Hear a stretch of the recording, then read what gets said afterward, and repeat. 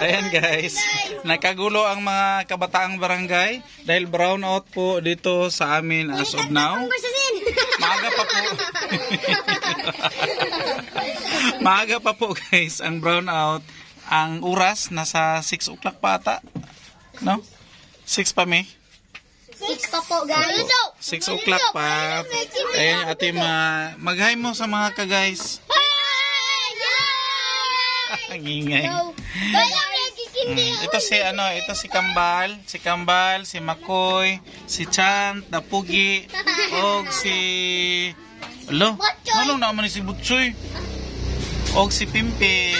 Mga suki namin dito guys sa Gami, mga suki sa kaguluhan.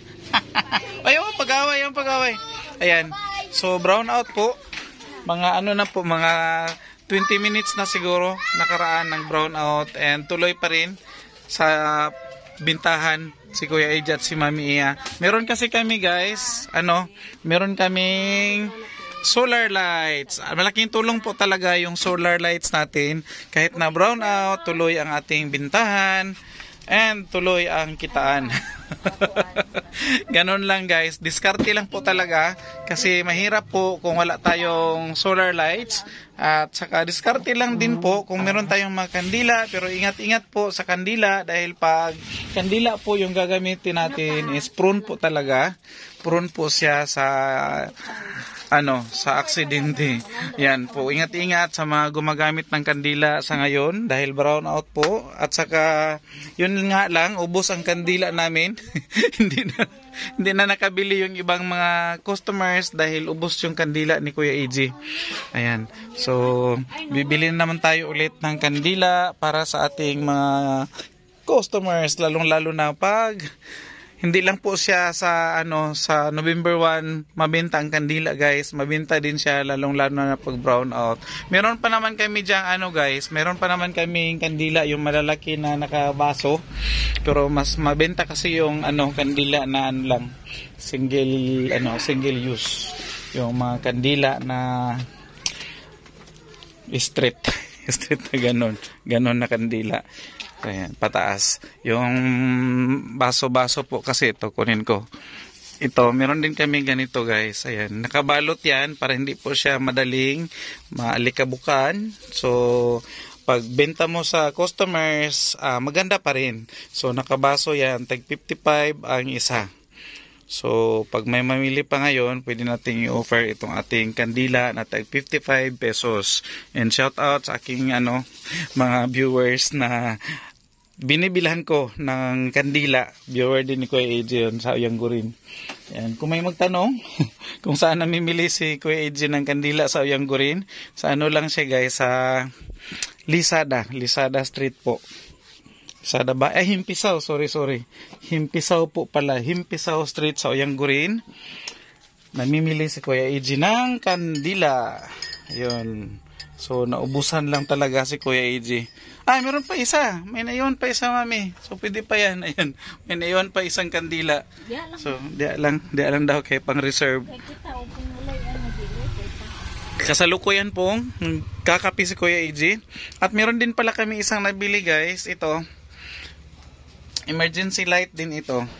Parang flashlight lang. Nabili namin siya. Chargeable ito. So, tiyagaan mo lang sa pag-charge. Ayan. Malakas po siya guys. Oh. Malakas yung kanyang ilaw. Ayan. So, magkano binili ni Kuya Eji itong chargeable na parang flashlight? 100 pesos lang po. Bili ni Kuya Eji nito. So, Uyanggurin din yan. Binili ni Kuya Eji. So, ikaw, taga Davao City ka. Masipag ka lang guys. Mag-ikot-ikot sa Uyanggurin. Marami kang pwedeng mabili. Pwede mong gamit pang personal na gamit, pwede mo rin pang benta. Yun ang diskarte ni Kuya Eji pag nasa Uyanggurin. Panay ang ikot, maghanap ng kung anong pwedeng maibenta, pwedeng mapagkakitaan at saka pwedeng pangwarta na lang lagi ang isip ni Kuya AG, guys.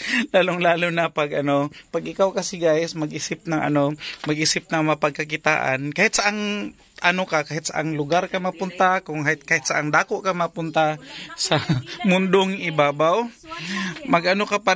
mag-isip ka pa rin kung paano ka kikita, kung paano ka makapag-diskarte na kahit na wala ka sa tindahan, pwede kang kumita. Ayan, so ganyan po kadilim ang paligid. Ang paligid namin is ganyan po kadilim. So subukan nating lumabas at makita or masilip yung labas. So labas tayo saglit, guys. Pakita ko lang sa inyo. Dito rin, guys, meron din pala kaming solar light dyan. Solar light para at least hindi tayo maano sa dilim. Yan. So labas tayo. Ito yung labas namin. Yan po yung ating solar lights.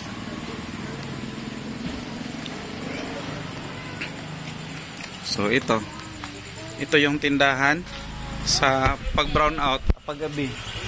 Narikili mo dito? Akong ka? Wala pa ko nag-check. Oo, naasa pa. And meron po tayong mga customers kahit madilim. Pagkita ko lang saglit yung ating mga customers sa tindahan habang kasalukuyan pong walang ilaw dito sa aming lugar. Iwan kung siya, double wide ba ang brownout? Baka dito lang sa aming barangay or dito lang sa aming subdivision. Good evening. Baka dito lang yung brownout, guys. Baka sa ibang lugar wala. Okay lang sila. So shout out sa ating mga customers. Shout out Joe. Shout out Jet. Si Jet. Ayan. So yan po. Pasok tayo ulit sa loob.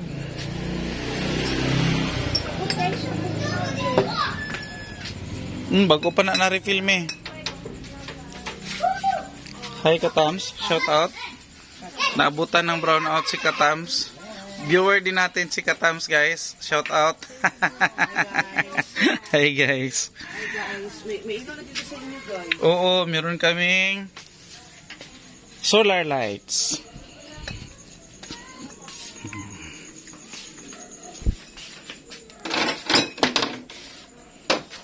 Yan po, guys, ang kagandahan pag meron kang solar lights. Dahil hindi po kayo nahihirapan sa oras na may brown out. So pasok tayo ulit. Yan. And tutulong muna ako kay Mami Iya. Dahil maraming customers. Ano sa'yo, Katams? Bihon. Bakit siya Katams, guys? Dahil siya ay isang katambay. Bibili siyang bihon. Bihon na super cute. Ano pa? Super cute na gamay, Katams, no? Toyo, silver swan. Sa pouch lang, no? Ha? Dami na ipon. Magic sarap, dalawa. Dito lang mo ilagay ito. Sabi nga ng ipon tulo. 87. Tapos isang banana ketchup. Banana ketchup. Naman lang ba ito naman 90? Gamay lang, Katams. Sa bote. Sorry. Banana ketchup. 30 pesos. How much? So, 30 pesos. 30 na banana ketchup. Dalawang magic sarap. Toyo. At saka super cute bihon. 80 pesos, Katams. 80 pesos. Ha? Tapos oil na Tulo no? 20 pesos. 80 plus 20. 1 million. So, nara Katams ang imong order. Thank you. Plus 10, isa ka more. Magmuni-muni siya. Gani. More.